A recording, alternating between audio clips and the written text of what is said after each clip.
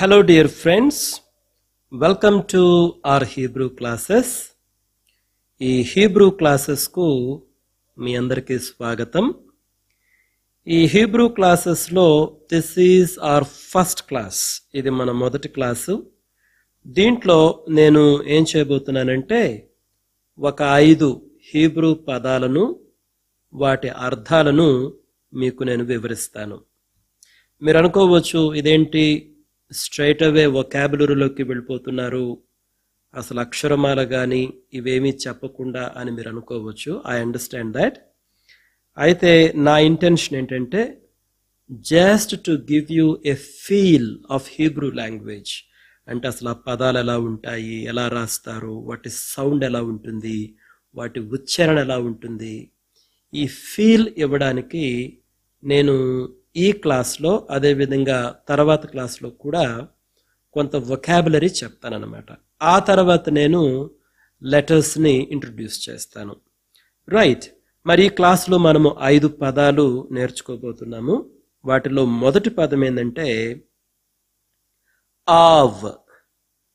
ఆవ్. Let me write it. నేను ఎలా రాస్తున్నానో గమనించండి.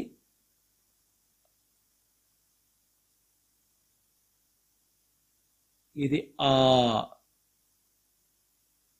ఇది స్ట్రైట్ లైన్, ఇది కూడా ఓకే. ఆవ్. ఆవ్ అంటే తండ్రి. తండ్రి. తండ్రి. ఫాదర్. ఏన్సెస్టర్ను కూడా ఆవ్ అని అనొచ్చు. ఏన్సెస్టర్ అంటే మన పూర్వీకులు అనమాట. తండ్రులు, తాతలు, వాళ్ళ తండ్రులు, వాళ్ళ తాతలు అంటే మనకు పైన ఉన్నటువంటి వారు పూర్వీకులు. అయితే ఇక్కడ ఆవ్ అంటే అది ఏకవచనం కాబట్టి మనం పూర్వీకుడు అనొచ్చు అనమాట. పూర్వీకుడు, ఏన్సెస్టర్, పూర్వీకుడు.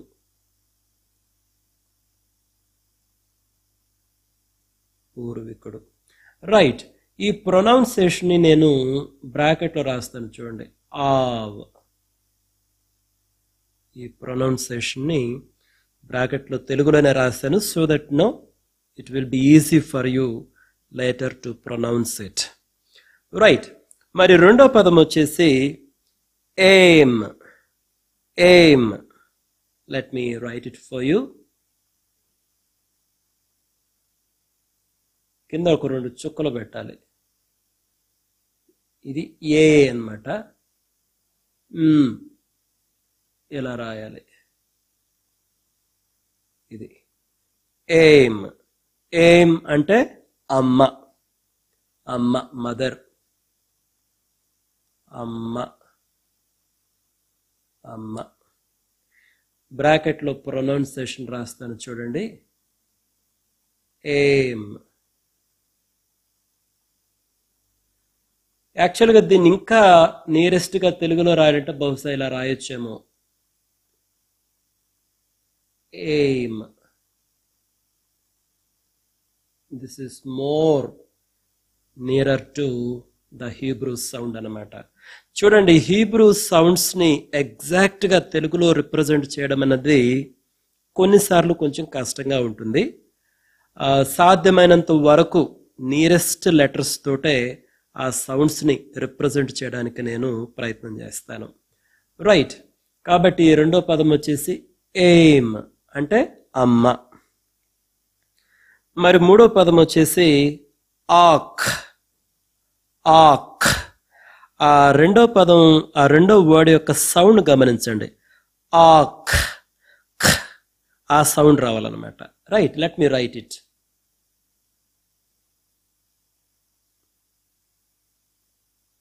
ఇది ఆ. ఇది ఆ అన్నమాట. ఖ. అది ఎలా రాస్తానో చూడండి. ఈ విధంగా రాసి ఇదనమాట.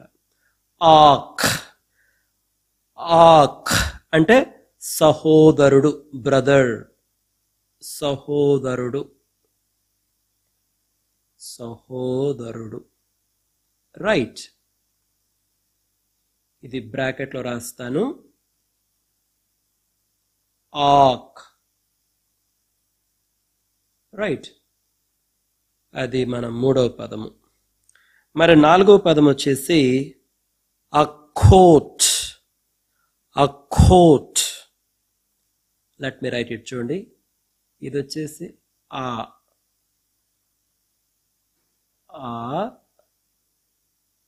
రైట్, ఇది ఖ, కానీ ఖో కదా. ఆ కోట్ అంటే ఇక్కడ గీత పెట్టి పైన చుక్క పెట్టాలి, తర్వాత చ ఇట్లా రాసి ఇదనమాట a coat. a coat అంటే సహోదరి, సిస్టర్, సహోదరి. బ్రాకెట్లో రాస్తాను చూడండి. ఆ కోట్,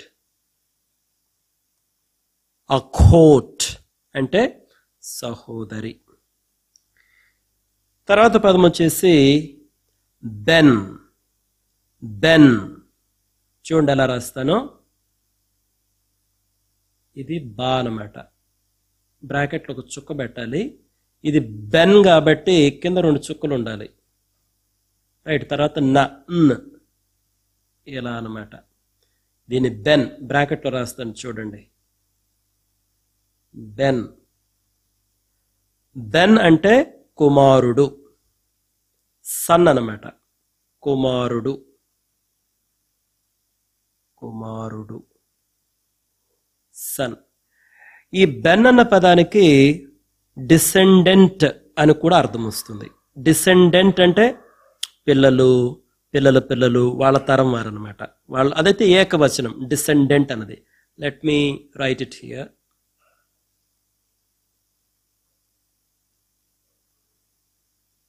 డిసెండెంట్ అనమాట, బెన్. ఓకే, ఈ 5 పదాలను మనము ఈ క్లాస్లో నేర్చుకుందాము. Let me just give numbering. This is the first word, second one, third one, fourth one, fifth one. ఇంకొకటి మీరు గమనించారా, నేను ఈ పదాలు వ్రాసేటప్పుడు రైట్ టు లెఫ్ట్ రాశాను. ఇలా రాశాను చూడండి. ఫర్ ఎగ్జాంపుల్ బెన్ ఎలా రాశాను, ఇక్కడ ప్రారంభించి ఇట్లా రాస్తూ వచ్చాను. ఈ పదాలన్నీ కూడా ఈ రైట్ను ప్రారంభించి నేను లెఫ్ట్కి రాసుకుంటూ వచ్చాను. హీబ్రూ భాష కానీ అరబిక్ భాష కానీ ఇవి రైట్ నుంచి లెఫ్ట్కి రాస్తారు. అదే మన తెలుగు కానీ ఇంగ్లీష్ కానీ most of the Indian languages ఇవన్నీ కూడా లెఫ్ట్లో స్టార్ట్ చేసి రైట్కి రాస్తాం అన్నమాట. రైట్, ఈ డిఫరెన్స్ని మీరు గమనించాలి. రైట్, అయితే what I encourage you is, నేను వ్రాసేటప్పుడు మీరు కూడా రాయండి, నేను పలికేటప్పుడు మీరు కూడా పలకండి. So that you know your familiarity with Hebrew will improve. కాబట్టి I encourage you to do that. Okay friends, ఈ 5 పదాలను మీరు ప్రాక్టీస్ చేయండి. We will meet in the next class with a different topic. Till then, enjoy your Hebrew. Have a great day. Thank you.